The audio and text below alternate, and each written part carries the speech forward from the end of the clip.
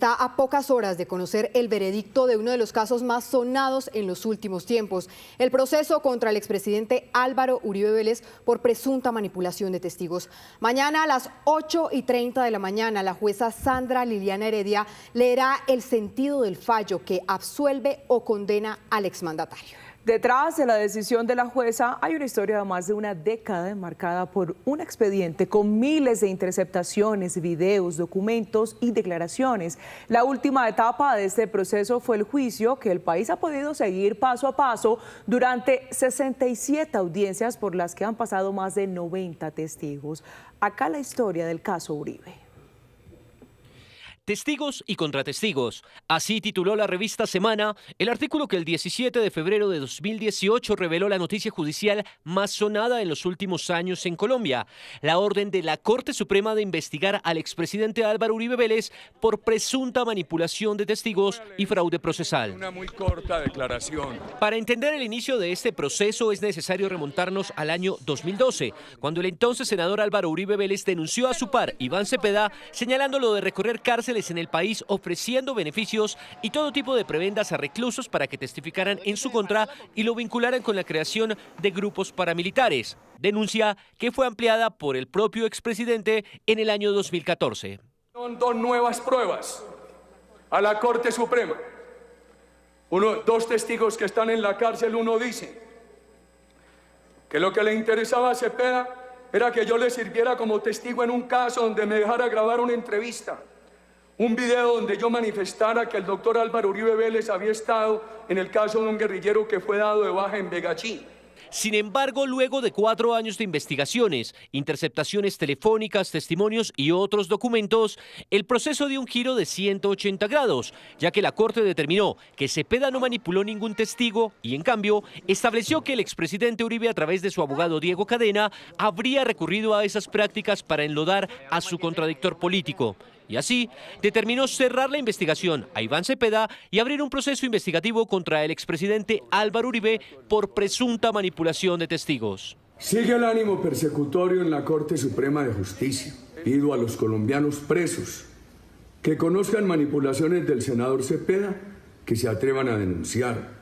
Por primera vez, hasta donde tenemos conocimiento, el senador y expresidente Álvaro Uribe y su hermano Santiago no aparecen siendo objeto de acusaciones de terceros o de documentos de otro tipo, sino en el cual aparecen actuando a través de estas interceptaciones en hechos que para nuestra opinión y análisis son evidentemente actos delictivos. La investigación siguió su curso y tras 1 año y 8 meses de recusaciones y otras maniobras judiciales de ambas partes en el proceso, el 8 de octubre de 2019, el expresidente rindió indagatoria ante la Corte Suprema de Justicia. El doctor Granados, que lo dejen entrar, Juan Felipe. Ese día la comparecencia de Uribe ante la justicia hizo eco en las calles de distintas partes del país por cuenta de detractores y seguidores del expresidente. El efecto de la diligencia generó un choque incluso entre las cabezas del Ejecutivo y el Poder Judicial. He tenido la ocasión de conocer en la vida a Álvaro Uribe Vélez y tengo claro que es una persona que ha entregado su vida a servirle a Colombia. Ninguna presión, manifestación o protesta pública influirá en las decisiones que están obligados a tomar los magistrados en ejercicio de su función. 10 meses después, en agosto de 2020, cuando la Corte Suprema estaba a puertas de definir si le dictaban medida de aseguramiento, la rama judicial exigió respeto. El sistema judicial, como componente esencial del Estado de Derecho, debe ser respetado en su integridad. Las providencias judiciales tienen instancias legales para ser controvertidas. De ahí que sean inaceptables descalificaciones a decisiones judiciales por adoptar y sin que aún se conozca su contenido, sentido o alcance. El 4 de agosto de 2020, el mismo expresidente Álvaro Uribe le contó al país a través de su cuenta de Twitter que habían ordenado su detención.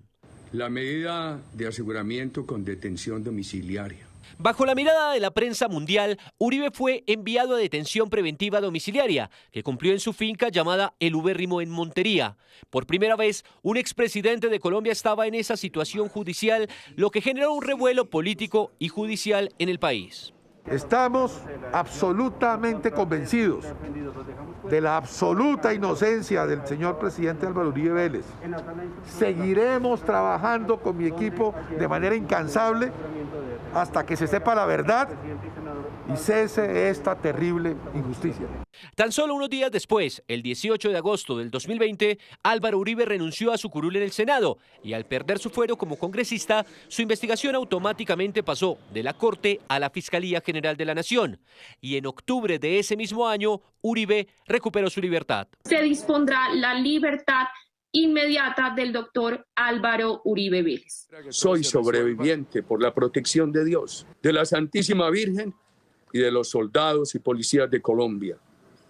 Razón poderosa para sentir que el reposo, la resignación no hacen parte de mis opciones.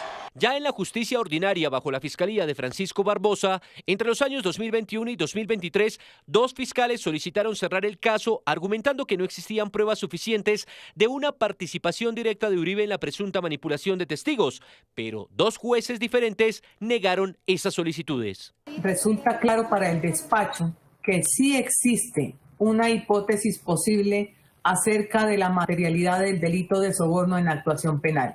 En abril de 2024, tras el cambio de cúpula en la Fiscalía, el proceso se reactivó y con él gran parte del material probatorio consignado en el extenso expediente que había adelantado la Corte Suprema. El juicio oral inició casi un año después, el 6 de febrero de 2025, y Uribe pasó al banquillo de los acusados en los juzgados de Palo Quemado en calidad de imputado. Nunca hice directamente ni a través del doctor Diego Cadena ofertas, menos para mentir. 67 audiencias después, donde desfilaron más de 90 testigos y ambas partes creen que sus pruebas presentadas les dan la razón, finalizó el juicio oral. A solicitar de manera clara y firme un sentido de fallo condenatorio contra el ciudadano Álvaro Uribe Vélez en su calidad de determinador. Señora juez, he procurado decirle lo que dicta mi corazón. Yo le pido a usted que me absuelva. Este lunes, la jueza dará su veredicto frente al denominado proceso del siglo en Colombia. Y a pocas horas de que se dé esta decisión por parte de una juez de Bogotá, el expresidente Álvaro Uribe Vélez habló en Medellín, mientras el senador Iván Cepeda, víctima en medio de este proceso, aseguró que confía en la justicia colombiana. Con la mano en el corazón y elevando sus oraciones, a pocas horas de conocerse el veredicto que definirá su futuro judicial. Así se le vio al expresidente Álvaro Uribe Vélez asistiendo a una celebración litúrgica en la iglesia San José de Medellín. El día para el exmandatario arrancó a las 10 de la mañana. Luego quiso dirigir unas palabras a varios de sus simpatizantes en donde tocó diversos temas como la seguridad de los precandidatos a la presidencia, la situación humanitaria en Venezuela y los procesos de paz en Colombia. Sin embargo, no quiso pronunciarse sobre lo que sucederá con el veredicto de la juez Sandra Liliana Heredia este lunes. Y el próximo gobierno encontrará una fuerza pública debilitada. Al gobierno que presidí, que no dejó a Colombia convertida en una maravilla, pero que logró obtener mejoramientos, le correspondió el Plan Colombia, que lo negoció mi antecesor, el presidente Pastrana, con el presidente Clinton. Nosotros lo aplicamos, hizo mucho bien. El gobierno que me sucedió le frustró al país la posibilidad de un segundo Plan Colombia que se había negociado con Estados Unidos. Lo que no ocurrió a la salida de la iglesia San José de Medellín sí ocurrió en sus redes sociales, en donde publicó un video de un poco más de 11 minutos para hablar del senador Iván Cepeda, víctima acreditada en el proceso donde el exmandatario es investigado. En dicho pronunciamiento, el exmandatario hizo serios señalamientos en su contra. De otro lado, el senador Iván Cepeda manifestó que confía en la justicia colombiana y en la decisión que emita este lunes la juez Heredia, reiterando que sea cual sea la decisión de la funcionaria, va a respetar su determinación. Habló además de las actuaciones de la bancada de las víctimas acreditadas en el proceso, señalando que sus denuncias y actuaciones siempre han sido transparentes y que esperan que la justicia se muestre a su favor. Toda la serenidad y toda la convicción que tenemos de que la verdad está del lado nuestro, una condena, por supuesto. por los cargos y los delitos por los cuales se ha llevado a cabo este juicio contra el expresidente Álvaro Uribe. Por supuesto, vamos a acatar y a respetar la decisión que tome la señora jueza, y si es una decisión contraria a lo que queremos, apelaremos en justicia.